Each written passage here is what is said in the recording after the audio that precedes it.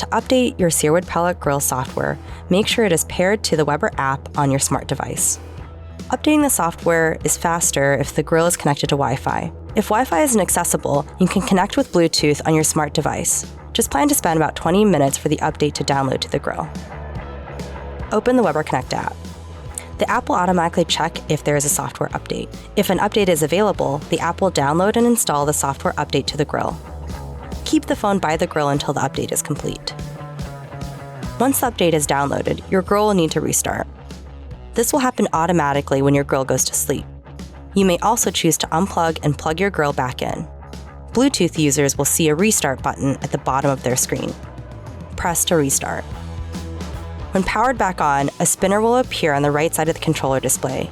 It may take up to a minute for your update to complete.